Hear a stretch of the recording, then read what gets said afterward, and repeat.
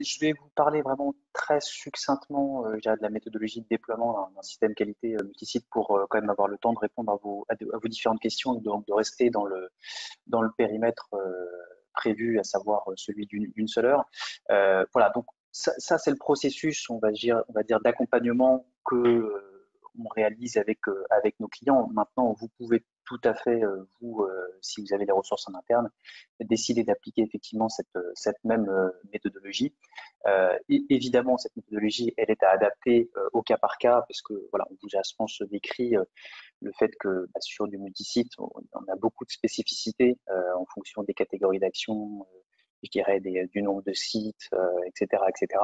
Et donc, il faut adapter cette méthodologie en fonction des spécificités, je dirais, du multisite considéré.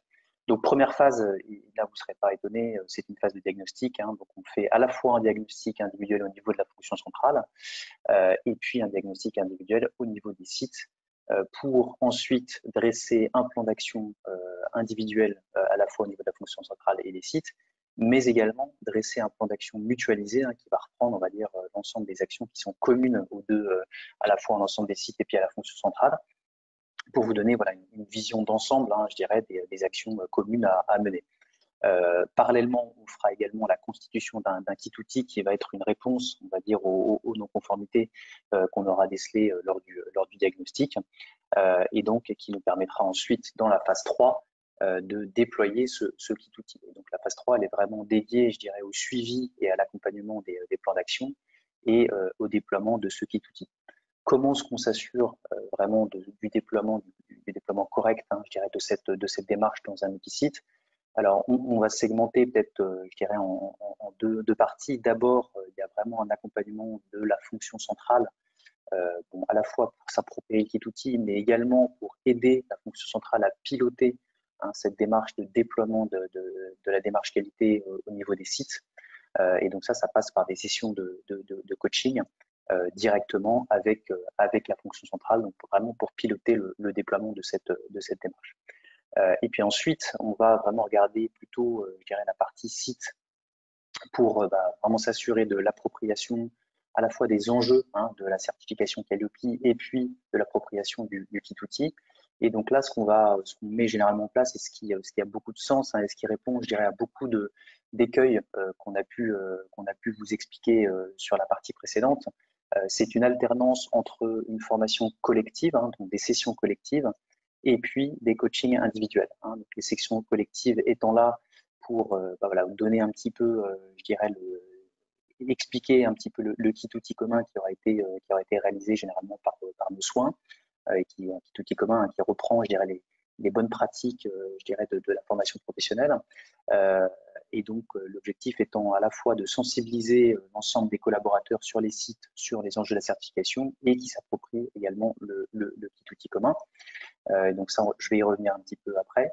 Et cette formation collective est doublée après de coaching individuel pour bien s'assurer effectivement de l'appropriation de la démarche par chacun des référents des sites pour bien s'assurer que le jour de l'audit, effectivement, il n'y ait pas que la démarche soit intégralement déployée sur l'intégralité des sites et que la personne qui soit auditée est bien saisie, on va dire, il ait bien fait le lien entre, par exemple, les indicateurs et puis les exigences du référentiel.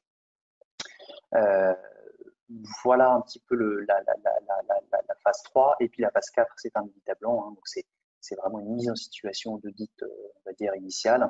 Et donc là, il y a un audit individuel sur la fonction centrale, sur les sites et une synthèse globale, on va dire, des rapports d'audit et généralement des préconisations pour lever les non-conformités qu'on aura pu identifier à l'issue du process.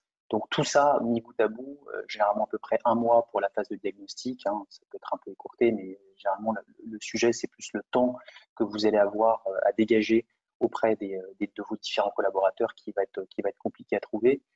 3 mois pour la phase de suivi d'accompagnement, plus ou moins, et puis un mois pour les audits à blanc. Donc voilà, c'est vraiment le temps de s'y mettre. On est en avril, plus 5 mois, ça fait du septembre, plus le mois d'août qui généralement est un mois off. On arrive déjà, vous voyez, en octobre.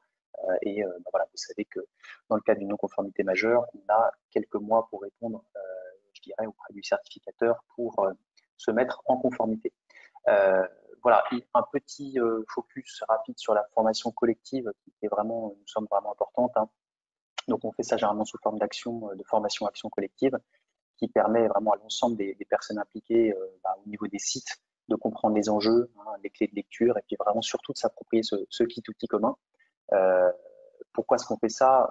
On pense que ça a beaucoup de bénéfices, hein, notamment l'échange entre les différents sites géographiques sur leur pratique actuelle, hein, et le recueil des bonnes pratiques de chacun.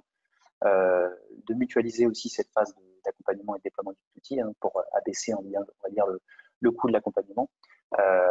Évidemment, partager, sensibiliser en groupe aux enjeux de la démarche qualité.